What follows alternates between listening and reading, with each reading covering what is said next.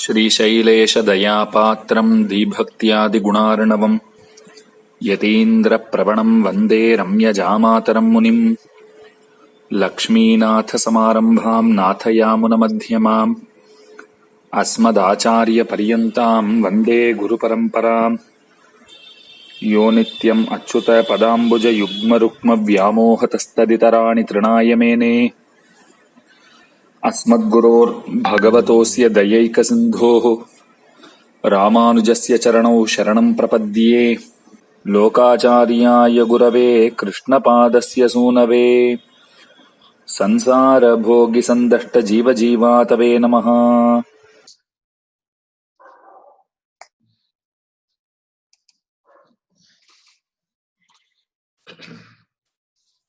श्रीशैलेशदयापात्रम् धीभक्त्यादिगुणार्णवम् यतीन्द्रप्रवणम् वन्दे रम्यजामातरम् मुनिम् यो नित्यमच्युतपदाम्बुजयुग्मरुक्मव्यामोहतस्तदितराणि तृणाय मेने अस्मद्गुरोर्भगवतोऽस्य दयैकसिन्धोः रामानुजस्य चरणौ शरणम् प्रपद्ये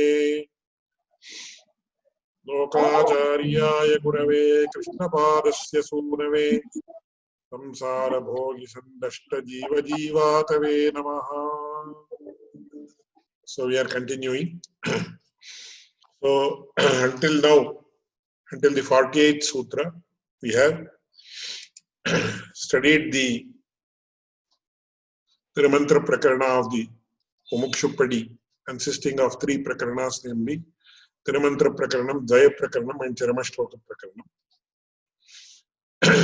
We have studied the background of Tirumantra, how it was given as an Upadesha or instruction.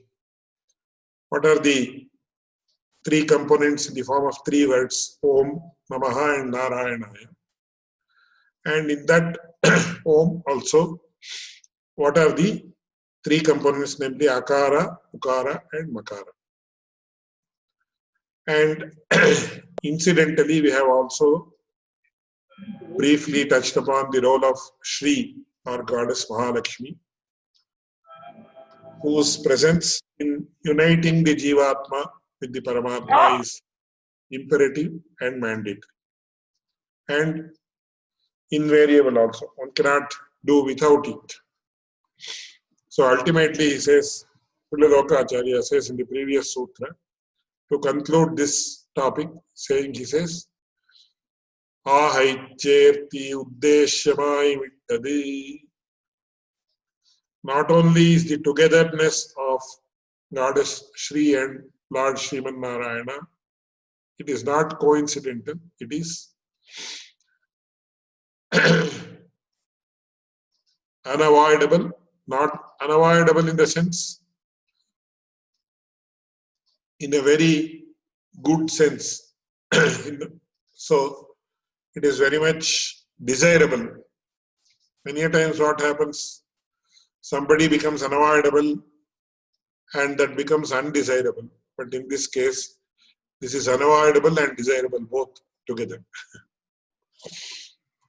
So having said that, he then continues with the exposition of the remaining part of the word Om. He says, Idile Chaturthi Yeri Kaliyum. So the knowledge of Sanskrit language is very important, and Sanskrit grammar is also very important if one has to understand this, the meaning of this sutra. So in Sanskrit we have a very robust and systematic Karaka system. It is known as the Karaka system, which means the relationship which is known by what is known as Vibhakti. It is already generally called as an interjection in English. So when you talk about the English parts of speech, you talk about the noun, pronoun, verb, adjective, adverb, then interjection, conjunction, interjection, and one more.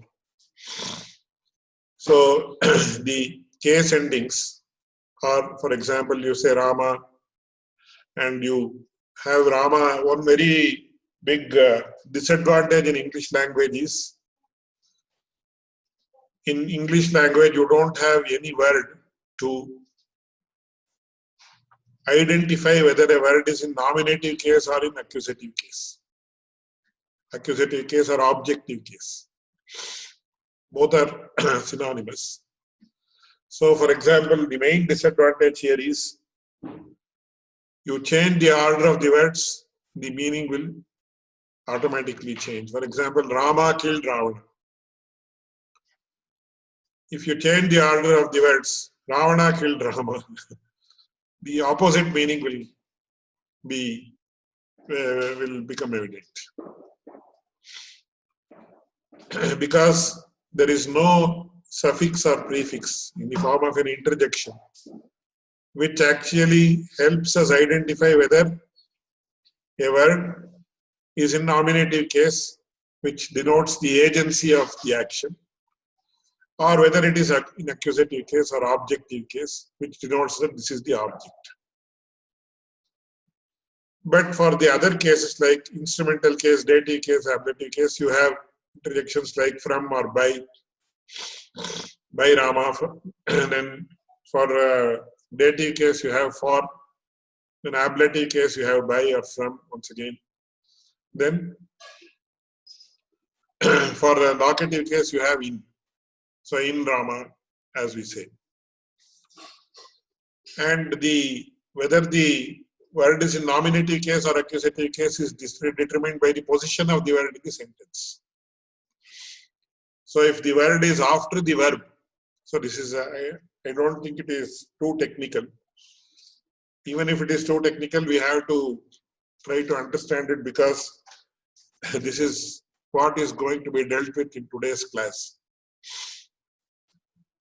So if a word is situated after the verb, then you have to understand that that word is in objective case or accusative case. If it is before the verb, then you have to understand that that word is in nominative case, or the word that denotes the meaning that exists in nominative case is the agent of the action, what we call as karta in Sanskrit.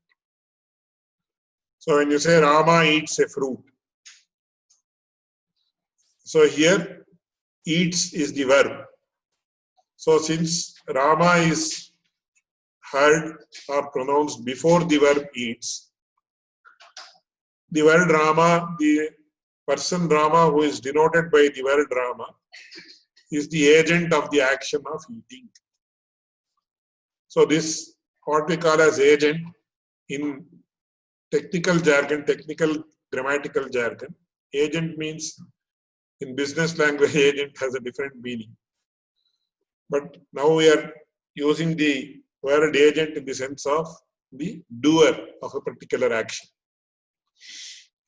So the agent of eating is denoted by the word Rama, which actually essentially means a person named Rama.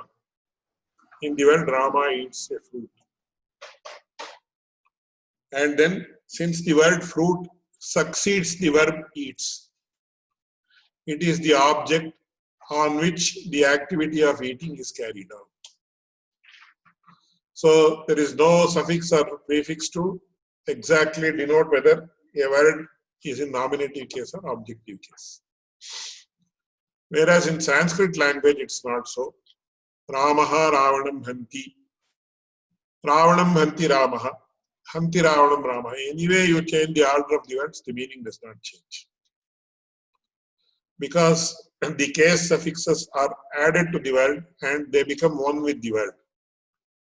So in linguistics, it is known as an agglutinative type of language. So Sanskrit is an agglutinative type of language. The word used is agglutinative and non-agglutinative. So English, Hindi, etc. are non-agglutinative type of languages according to the science of linguistics. So you say from Rama. From is a different word and Rama is a different word. By Rama. By is a different word, Rama is a different word. Whereas in Sanskrit, if you have to say from Rama, you say Ramat. Or if you have to say Ram for Rama, Ramaya. So it is a single word. That means the suffix gets attached to the nominal stem. Therefore, this is how it is to be understood. So here Pillilokacharya says, Idile Chaturthi Eri Kadiyum. So here, as we studied earlier, the word Om is actually the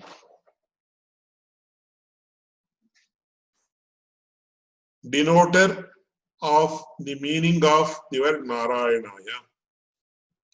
So the meaning denoted by the word Narayanaya is briefly mentioned by the word Om. So for those of you who are familiar with the word Narayanaya, there are two portions in the word Narayanaya. One is Narayana, the nominal stem, and then Aya, which is actually the portion of the Chaturthi Bhakti or the dative case. So since the word Om is mentioning in a brief manner the meaning of the word Narayanaya itself, that also has to have a dative ending. In other words, it should end in dative case only. But here, when you listen to the word Om, you are not able to recognize the dative case suffix when you listen to the word Om. Then what happened to the dative case? How do you say that there is the dative case suffix here? So here Pillilokacharya says the dative case has been appended, but in Sanskrit, according to Sanskrit language, there is a rule which says that certain suffixes allied, it is called as lopa in Sanskrit. So that suffix denoting, or that suffix which is indicative of the Chaturthi Bhakti has elided, in the sense it has disappeared due to a particular rule of Sanskrit grammar. It is known as Supam Suluk, that is the Paninian sutra or aphorism that is laying down a particular rule where it says in certain cases, certain suffixes which are in the meaning, which are used in meaning of certain cases will elide or they will disappear. Therefore, Pillilokacharya says, Idile Chaturthi Eri Kadiyum. Inimail, so Manala Mamni actually explains it in this manner. Inimail idil vibhaktyartham arulichayvadaha prathamam vibhakti dhannai nirdeshikirat idile chaturthi eri kadiyumenne aravade vakarattile chaturthi ire supam suluk ityadi sutrattale luptamai pom yengai. Then Pillilokacharya himself asks the question, Chaturthi eri napadiyen. The answer is given in the next sutra. Narayana padattikku sangrahamairikkayale.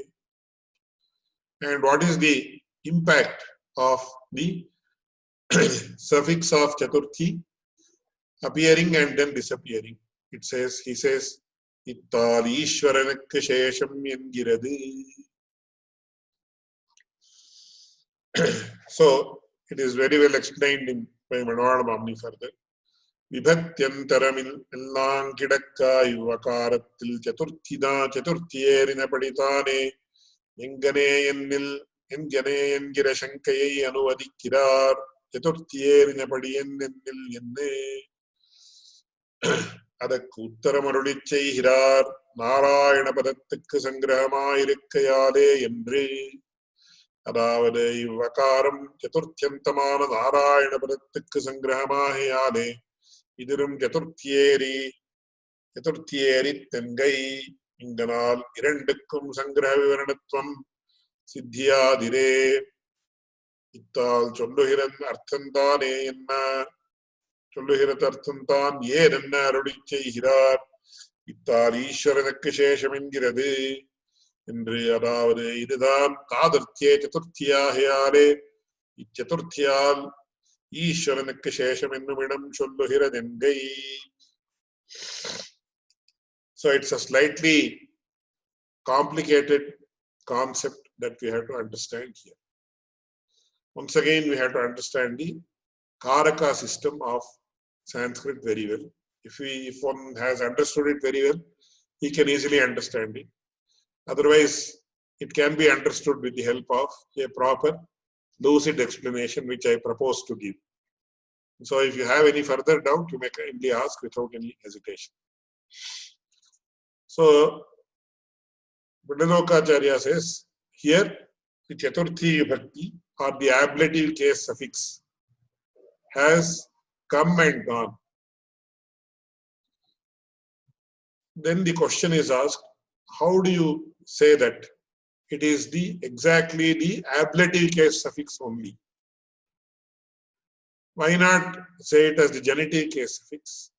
Why can't it be the accusative case suffix? Why can't it be some other?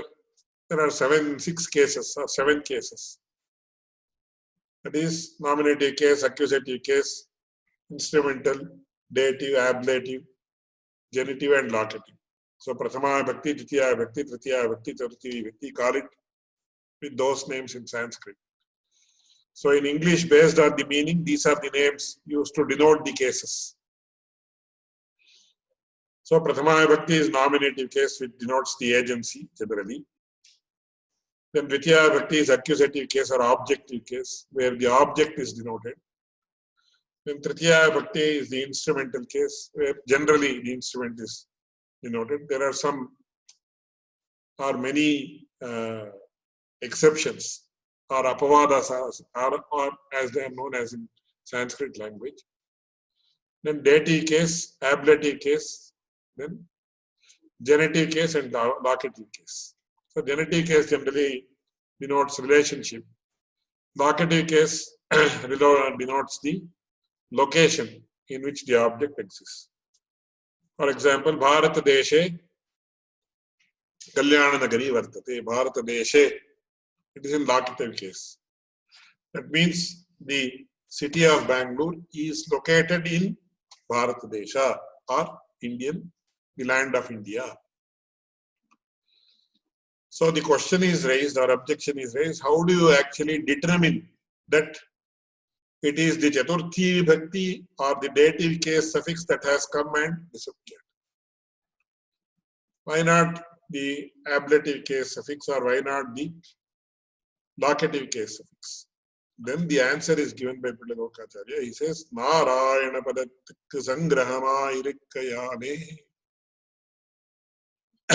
Since the word Om mentions the same meaning that is denoted by the word Narayanaya in a concise manner, we deduce that it is the Chaturthi Vibhakti suffix, because Narayanaya means the word Narayana having the Chaturthi Vibhakti or dative case suffix.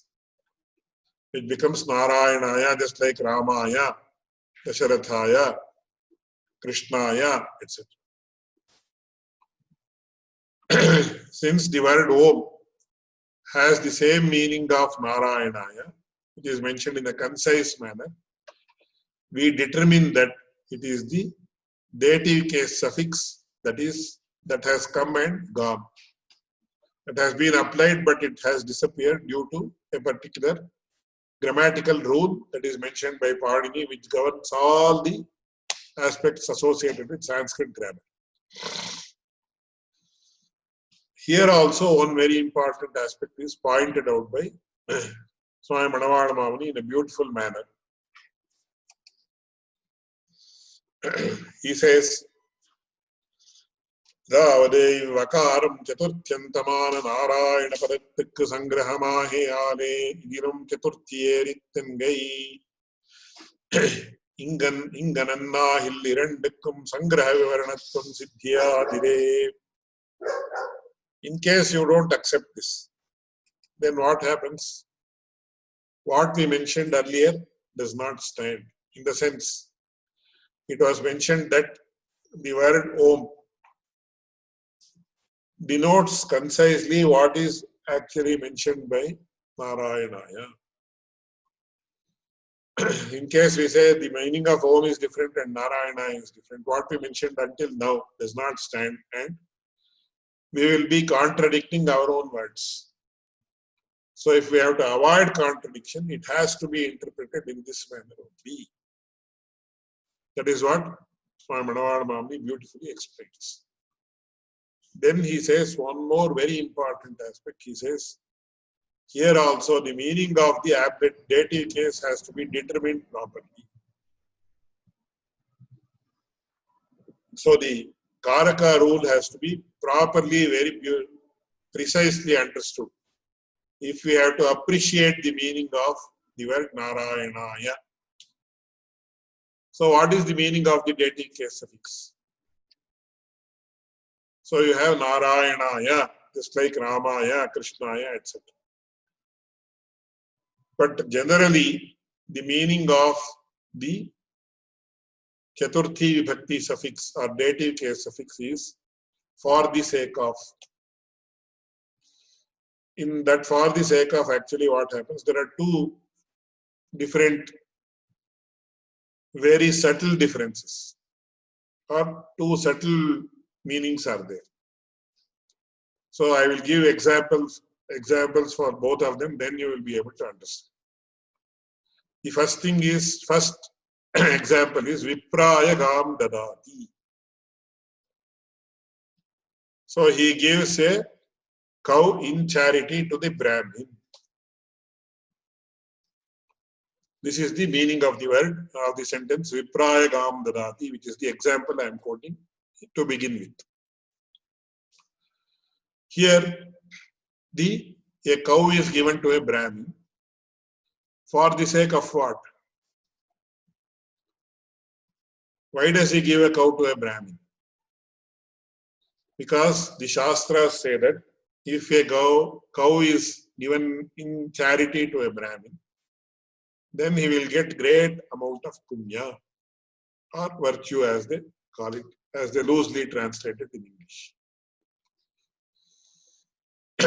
So the Vipra or the Brahmana is the person who is authorized to take a dana or charity.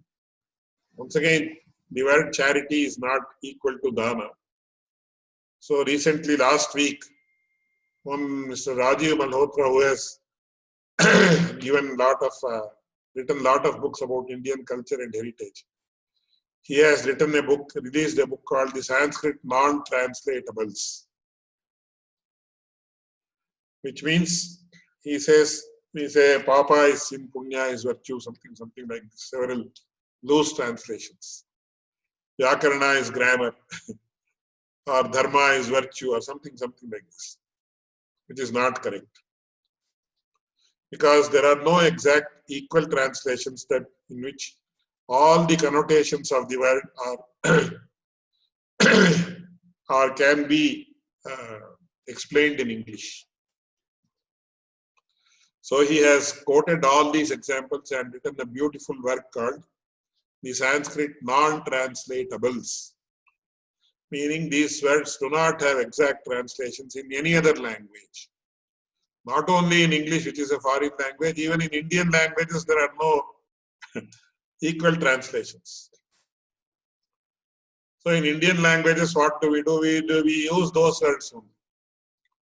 So Punya and Papa are used in Kannada, they are used in Hindi, Punya or Pap.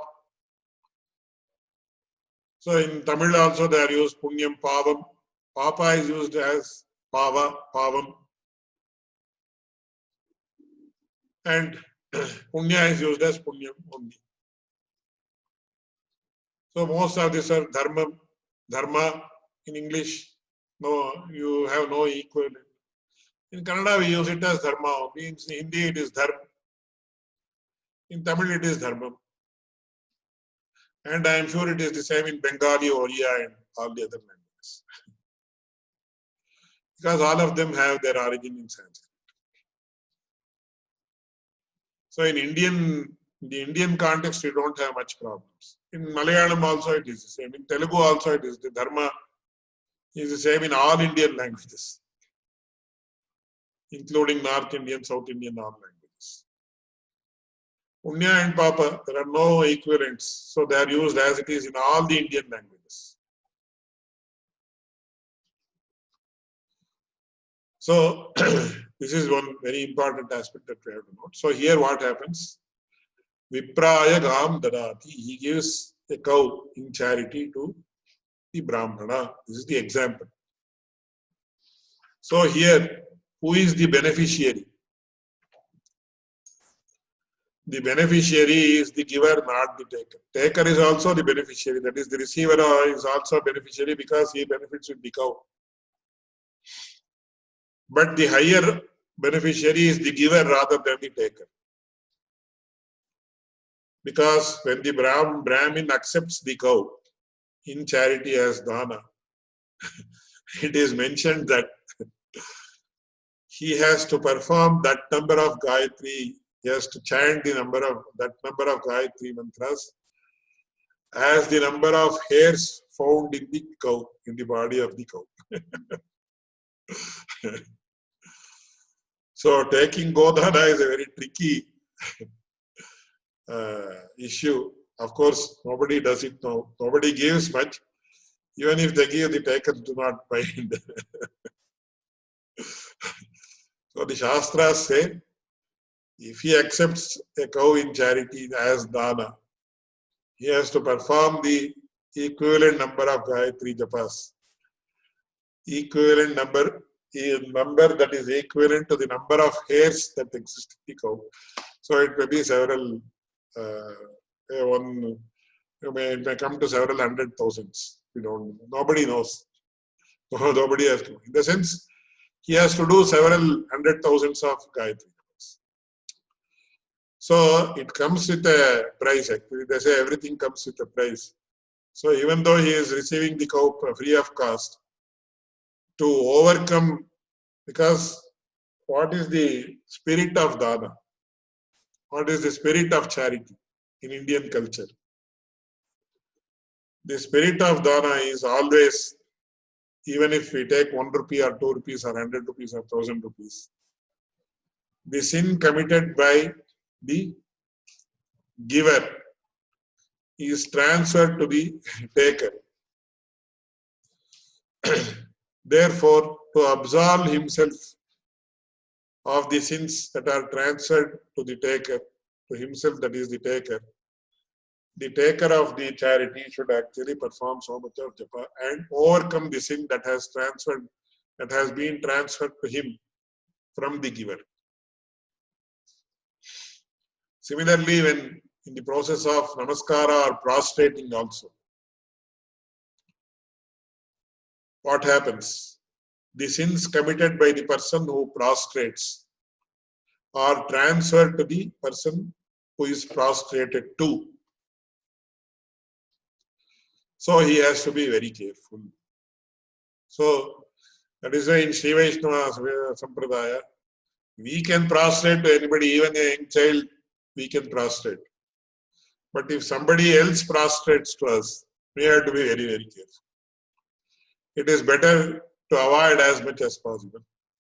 But then what happens? This is all very, very, very beautifully done in Sri Vaishnava philosophy and practice. So in Sri Vaishnava philosophy, what happens? If somebody prostrates, this person also prostrates back to him. Then what happens? Both the prostrations are accepted by the Supreme Lord Narayana. Madhye tishtati madhavaha. So if one person prostrates to me, then immediately I prostrate back to him.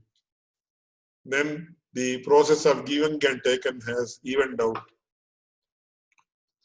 We both absolve ourselves of our sins because both of us are prostrating to the Madhava, Lord Madhava or Narayana, who stands in between the two persons. So it is very, very important. It's a very beautiful practice that in Sri Vaishnava Sampradaya, when somebody prostrates, we prostrate back to them, thus evening out the giving and taking of sins. But on the other hand, suppose a person is a guru or acharya or a father or an elder brother or mother or somebody, then that person need not prostrate back. Then actually he is authorized to bless the person who is prostrating. At that time, what happens after blessing or before blessing? He actually concentrates on his acharya or the Supreme Lord Narayana. And he doesn't accept the prostrations to himself. In fact, he actually transfers it to his elders. Then also there is no question of he accepting, having the sins of the younger person who prostrates. And secondly, as an acharya, as a father, as an elderly brother, as a mother, or a senior person, then he is authorized to bless them. So at that time also, while blessing, he blesses with the remembrance of his own acharya or the Supreme Lord. Then also he is not accepting it for himself. He is doing it on behalf of his acharya or the Supreme Lord. Then also the sins do not get transferred to the elderly person.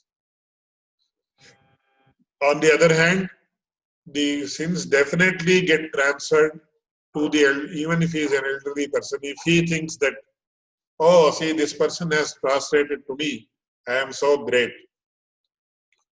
So in India, we have several Swamijis and elderly, so-called elderly people whose ego is boosted, who feel elated when somebody who they feel is very important prostrates to them. Then they will feel elated. Then definitely the sins committed by him will be acquired by the person who is being prostrated. So you have to be very, very, very, very careful in this regard. So anyway, that's incidentally I mentioned that. So Vipraya Gam Dadati. In this case, the main beneficiary is the giver rather than the taker, who is the Brahmin in this case. So it is there, though it is dative case, here the beneficiary, major beneficiary is the giver. So that is not what is mentioned here by the word Narayanaya or the Chaturthi, which is understood to be there in the word Om. There is another case of Chaturthi Vibhakti which says Tadarthye Chaturthi Vachya. It is for the sake of, the meaning of Chaturthi Vibhakti or the dative case suffix is for the sake of. And the example given is Yupaya Daru. So a person was taking a big log of wood. Then another person asked him, why are you taking this wood? What for are you taking this log of wood? Then the person who was carrying the log of wood said, Yupaya Daru. I am carrying this wood for the sake of making it into a sacrificial pole, which is known as Yupastambha in the Yajna procedure. So they say it has to be in the Yajna procedure, there has to be what is called as a Yupastambha or a sacrificial pole, which is used for various purposes. So upaya, in that there is the dative case, which means this log of wood is for the sake of making it into a upastambha or sacrificial altar. So here in the word, in the context of Narayanaya also it is this Jivatma is for the sake of the Supreme Lord Narayana. So this is known as Tadartha. So Panini actually says Chaturthi Tadarthartha Balihita Sukharakshitai. Beautiful sutra of Panini, which says Chaturthi Tadartham. That means this Jivatma is Narayanaya. It is for the sake of Narayana only.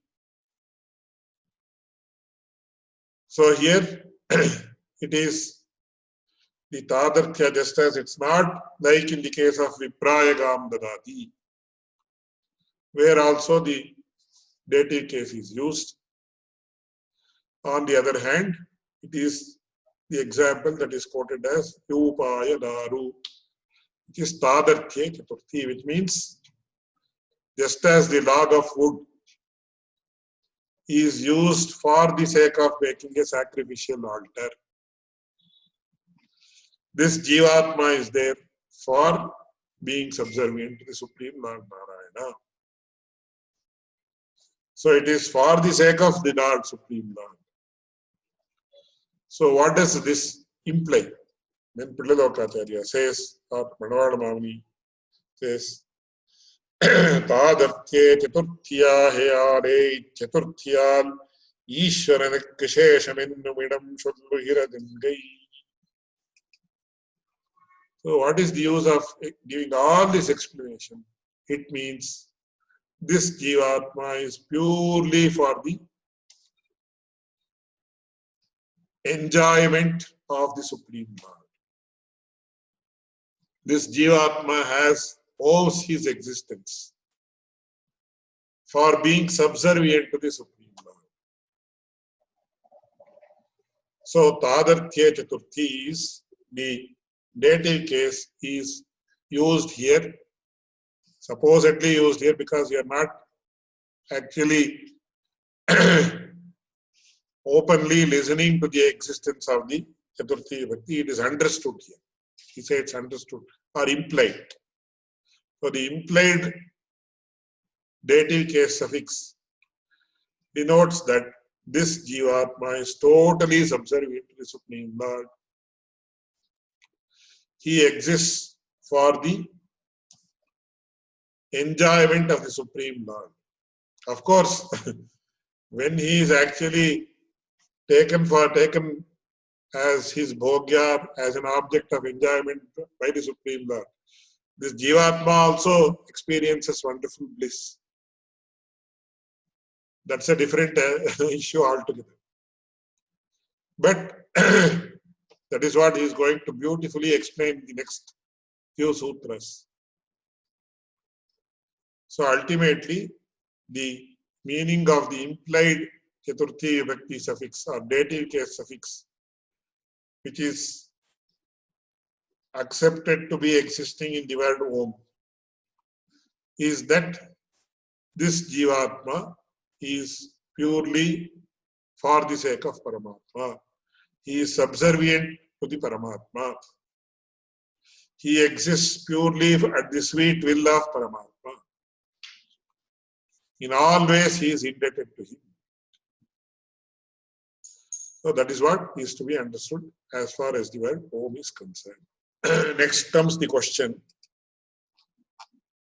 Sheshatvam dukkha rupamahavanno mattar mattil kaangirade yennil andaniyamamillai uhanda விஷயத்துக்கு சேஷமாயிருக்கும் இருப்பு சுகமாக காண்கையாலே அகாரத்தாலே கல்யாண குணங்களை சொல்லுகையாலே இந்த சேஷத்துவம் குணத்தாலே வந்தது. So then he questions this, the main nature of this Jivatma is that he is totally subservient to the Paramatma. And one has to accept that subservience and act according to it. Then the question is raised, very, very important question. Because in Sri Vaishnava philosophy, we say when Jivatma attains salvation or moksha, he goes to the divine abode of the Lord known as Paramapada or Vaikuntha, and there he engages in eternal servitude to the Supreme Lord Narayana. So to engage in service is said to be the most undesirable thing in this world. Because in the Indian context, nowadays, of course, things have changed. There is always an eternal animosity between the mother-in-law and daughter-in-law. It used to be like that in many cases, or in most of the cases. That is due to so many social factors, psychological factors, etc. That is when the family system was robust in India until about 25 years ago. As a general rule, of course, there are several exceptions.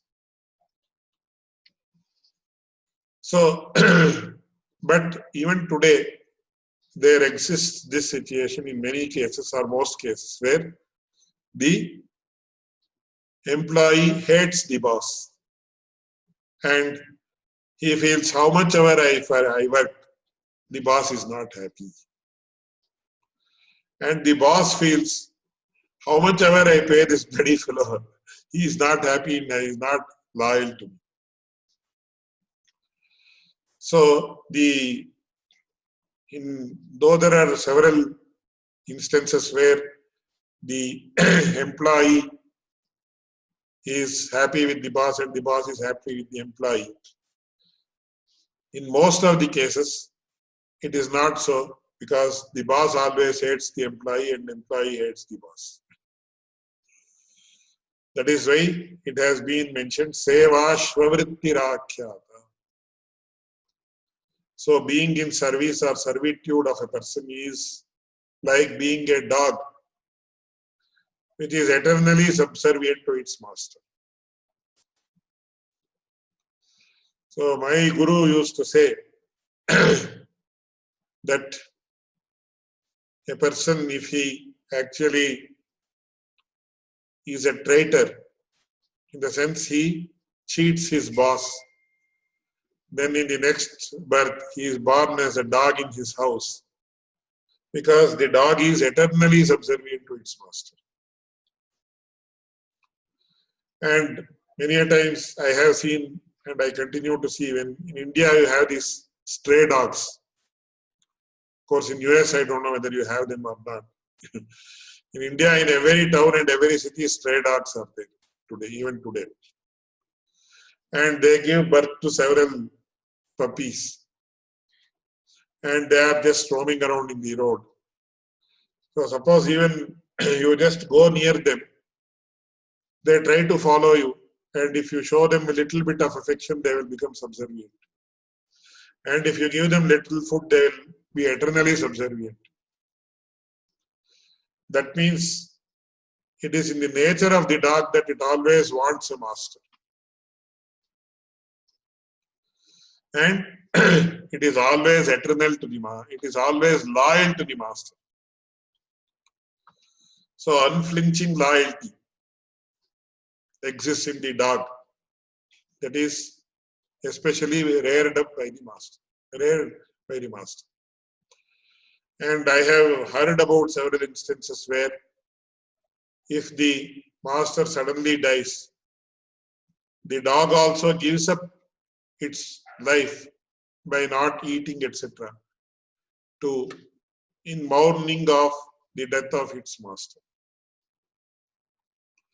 But as far as human beings are concerned, they feel that it is, and also I think there is a saying, it's a dog's struggle for existence.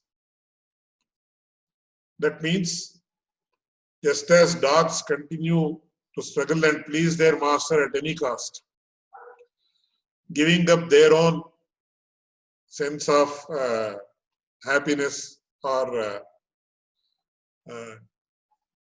living life in an easy manner. Similarly, a human being who is engaged in servitude also is reduced to the state of a dog. Because when you see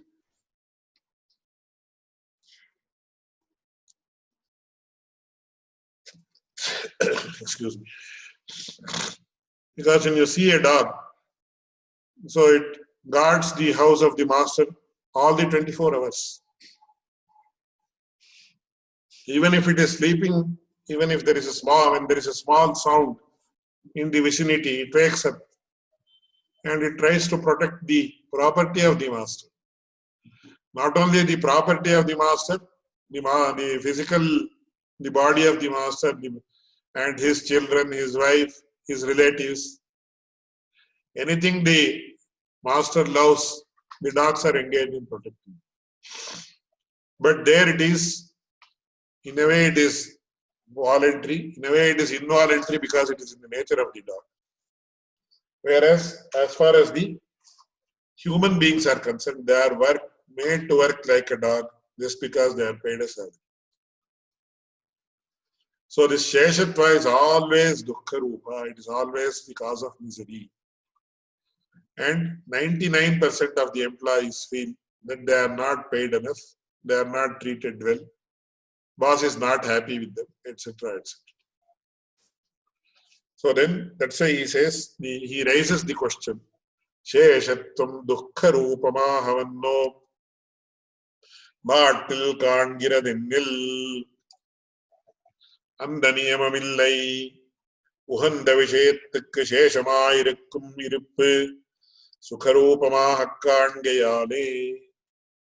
Then he says, though it is partially true or predominantly it is true, it does not hold good, the rule does not hold good or the concept does not hold good in all cases. Because if a person likes something, like somebody, then what happens? He voluntarily engages in the service of that person. So in other Sampradaya Granthas, there is a beautiful statement which says, Mahishi Svenathukku aaliduvari pole. A very beautiful instance is mentioned, where a king, or rather an emperor, he was roaming around in the royal gardens along with his wife, the queen.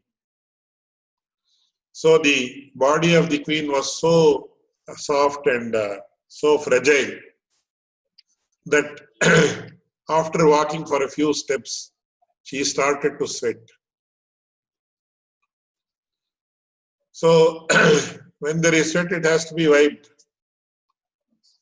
So to wipe the sweat, will the emperor do it himself or will he ask his servant to do it?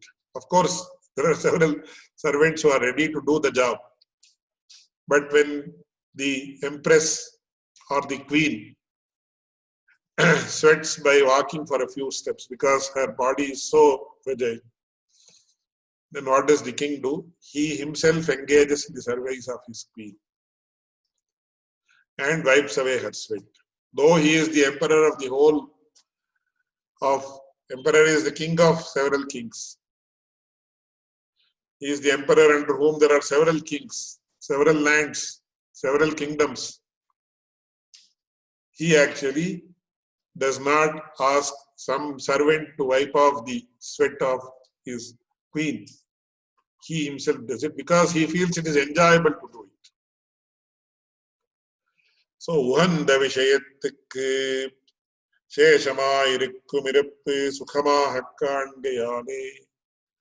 And he does not feel it is a burden or it is below his dignity to wipe the sweat of his wife, the queen. In fact, he enjoys doing it. Similarly, so if a person likes somebody very much, then what will he do? He will himself automatically engage in the servitude or service of that person. And my father, many a times, he keeps giving this example. Suppose the President of United States has come to the house of Keshav Das and he is chatting with him and several people are sitting in front of him. And suppose he says, "Oh, I have forgotten my specs in the car, can anyone bring it?" 5 people will rush, "I will bring it, I will bring it, I will bring it." So nobody has asked them to do it. But they feel that if they are of some service to the President of the United States, then they have helped themselves. They feel privileged to do it. Because they have a very high opinion about that person. Though they may not, even if they don't respect him inherently, they know that he is the most powerful person in the world or something like that. So immediately they say, "I will do it, I will do it." So here service is not forced upon them. It is voluntary. And when service is voluntary, it begets happiness. So that's what Pillalokacharya says here. And here, some very important verses are quoted by Manoharma. He says, "Sarvam paravasham dukkham, sarvamatmavasham sukham," etc. Very, very important verses that are universally applicable and very much applicable to our day-to-day life. These 2 verses, I would like to have the source because the book that I am having, the sources of these 2 verses are not given, or rather 4 verses, not 2. So those verses we will examine and understand them in the next class. So I will conclude today's class here. If you have any questions, you can ask. Swami, thank you very much. You were speaking about prostrating. Yes. Prostrating to a person and a person prostrating back. And I noticed that perhaps it's a small thing, but it seems like it is in the Tenacharya Sampradaya, there's a tendency for everybody to prostrate to each other. And there are also other people, as you said, who follow more the Varnashram system, like the Deshika Sampradaya people. They're following the more the Varnashram system, where somebody in a higher caste or somebody in a higher ashrama, like the sannyasa ashrama, is prostrated to by grahastas. But the Jir Swamis will only give the blessings and they will not prostrate to a grihasta in Deshika Sampradaya. Yeah. Yes. So it's just an emphasis. Somebody is emphasizing more the Varnashram system, and somebody is emphasizing a little bit less, emphasizing this thing. So that is basically, you have raised a very subtle question, because 99% of Sri Vaishnavas themselves don't know this thing. Because the question raised in the works that deal with the differences between the 2 sampradayas, the issue is raised as, do yatis also have to perform prativandana? Prativandana means prostrating in return. So, as you have rightly mentioned, in the Tenacharya Sampradaya, they say, if a Sri Vaishnava prostrates to a yati or a sannyasi, then even though the sannyasi is an Uttamashrami, he is called as Uttamashrami because he is having the he is in the most exalted ashrama, namely sannyasa. So the sannyasa ashrama is known as Uttamashrama, and the person, a sannyasi, is known by the word Uttamashrami. So according to Tenacharya Sampradaya, even though the person is a sannyasi or an Uttamashrami, he has to prostrate back. Whereas in the Adagalai Sampradaya, if the person is an Uttamashrami, he need not prostrate back because he is in an exalted ashrama, which actually forbids him by prostrating to people who are of an inferior ashrama, the brahmachari, grihastha, or vanaprastha. But when two sannyasis encounter each other, who has to prostrate to whom? Are you aware of that rule?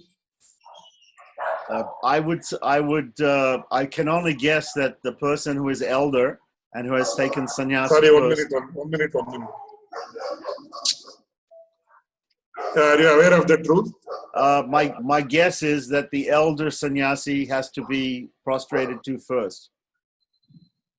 No, it's suppose there is a person who has taken sannyasa at the age of 30, and another person has taken sannyasa at the age of 60. But so the person the person who has taken sannyasa at the age of 60 is now 70 years old, and the person who has taken sannyasa at 30 is 50 years old. Then the person who has taken sannyasa at 60 years has to prostrate to the person who has taken sannyasa but who is 50. So the answer is, how many chaturmasyas this person has done, completed, and how many chaturmasyas that person has done. So the person who has done less chaturmasyas has to prostrate to the person who has done more chaturmasyas. Though he may be, according to that individual case, he may be younger in age. So the person who has done more chaturmasyas has to, the person who has done less chaturmasyas has to prostrate to the person who has done more chaturmasyas, irrespective of his age. This is the rule when two sannyasins encounter each other. But as far as it is known as Yatinam Prativandana Vicharaha. The debate is titled like that. So whether Yati has to do Prativandana or not, according to Adagalai Sampradaya, no. According to Chandracharya Sampradaya, yes. That is based on the belief that Shri Vaishnavatva is more important. It gains precedence over the ashrama dharma. So you are right in that perspective. So just one other thing, there's also a difference in the number of prostrations between Tenacharya Sampradaya and Deshika Sampradaya. That is once again based on sentiment. So even my father gives a very beautiful example. So when the sins committed by the person is taken into account, he has committed so many sins that even if he prostrates 100 times, it is not enough, because he has committed so many sins. That is why at least 2. So maximum is 12 according to Vadagalai Sampradaya. If not 12, at least 4. If not 4, at least 2. But when we take into account the greatness of the grace of the Supreme Lord, it is enough even if once the person prostrates. So when you look at the magnanimity of the Supreme Lord, even one prostration is enough, or one prostration is sufficient. Whereas when you look at the magnanimity of the sins committed by the Jivatma, then both prostrations may be done. So this depends on sentiment rather than any rule. So that is why in a very mundane example, how many times should a person who loves his beloved, how many times should he tell her I love you? He may tell 10 times, he may tell 1 time, he may not tell also, but he may really love her. So it depends on that person. You cannot make rules for all these things because it is purely sentiment. So people who who go beyond the letter, who deal with the spirit of prostration, they say it depends on your mindset. But when you see the amount of sins committed by the Jivatma, you say prostrate many times. But when you see the magnanimity of the person, the grace of the Supreme Lord, who is just like a father, so would the father expect the son to prostrate 20 times or 10 times? No, stop, it's enough, come. He will say, come, and he may, if he is young, he may hug the son. If he is not very young, he say, please come and sit. Why are you following all these formalities so much? Enough to show your respect, you have prostrated once, that is enough. Why are you prostrating so many times? If the father really loves, that's what he will say. So from that point of view, Kannacharya Sampradaya.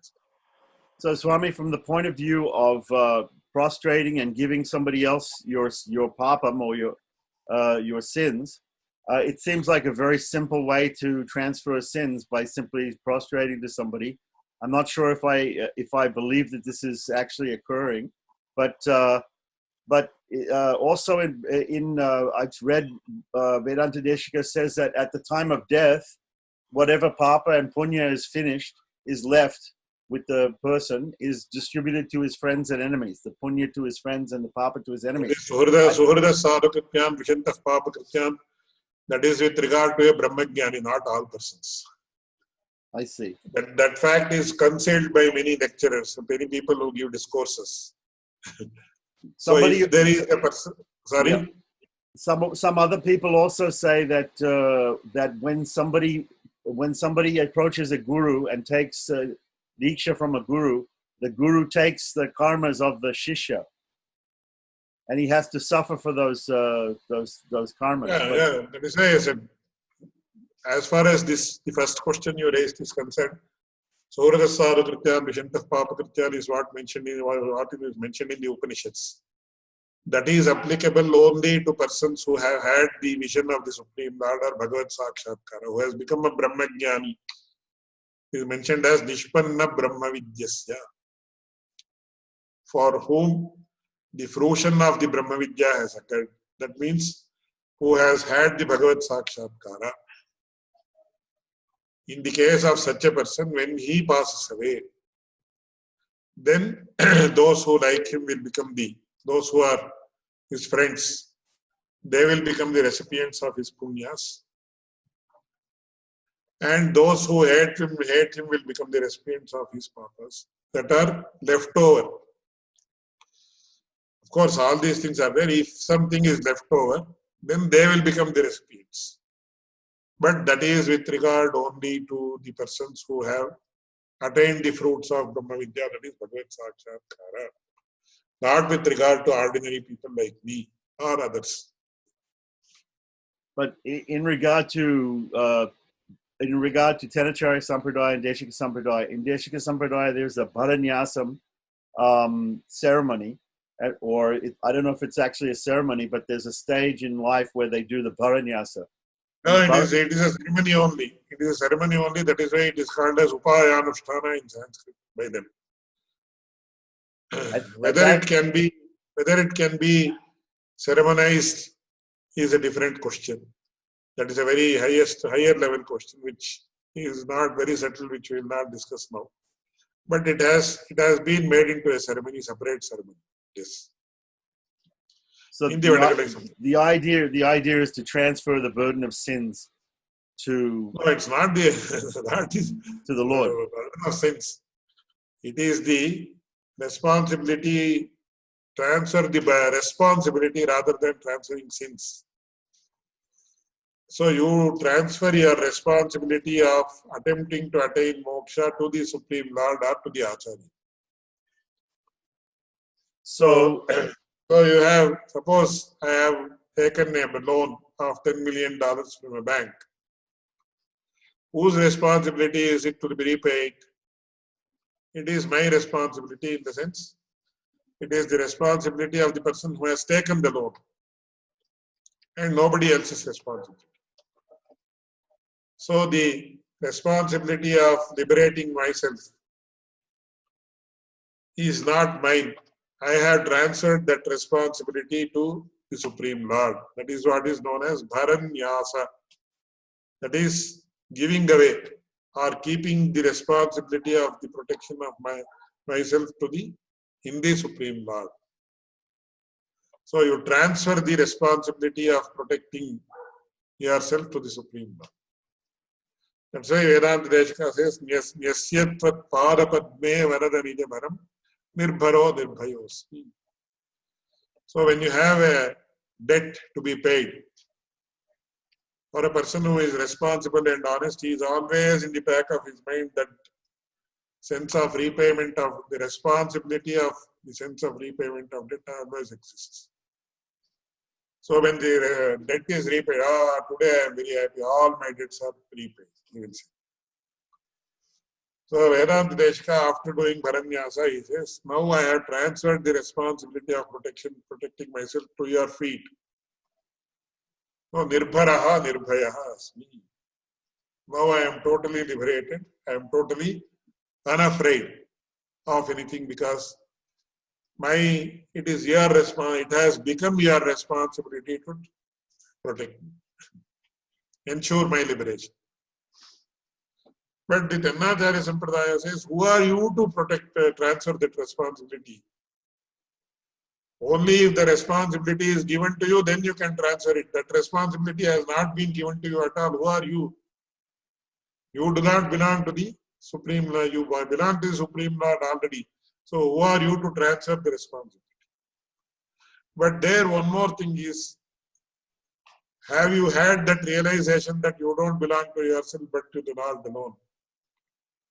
So at the highest level, Tennacharya Sampradaya is correct. But until we feel that I protect myself, then what happens? You have to do it. So it's not like this is correct, that is correct, this is wrong, that is wrong. They are true at different levels. So there is in the Deshika Sampradaya, they make it there's a formality that they go through. But Yes. But actually, And for all Vaishnavas, we have to feel like this. We have to think that. In that also, there are three types. Two types are prevailing now. Ukti Nishtha Krama and Acharya Nishtha Krama. Are you familiar with that? Yes. Yes. So you know everything about the Sampradayas. I don't know. Ukti Nishtha Krama is followed in one particular sect, whereas Acharya Nishtha Krama is followed in another particular sect. But ultimately, there is one more Nishtha called Swanishtha. So it actually has to culminate in Swanishtha. That is what my Acharya used to say. So Ukti Nishtha also has to. So ultimately, it's all at the end. It is almost one and the same. Only the way the words are mentioned are different. Usages of words are different. Yes. Chet Raman Jetyesha Chatura Chaturakshari Kamastham Prapadyante Jantavo Hantamadusha Punyamboj Vikasaya Papadvan Takshayaya Cha Shriman Avirabhut Bhumau Ramanuja Divakaraha Trinikೃತ Virinchari Nirankusha Vibhutayaha Ramantya Padambhoja Samashrena Shalinaha. Thank you very much, Swami. Namaskara, Swami.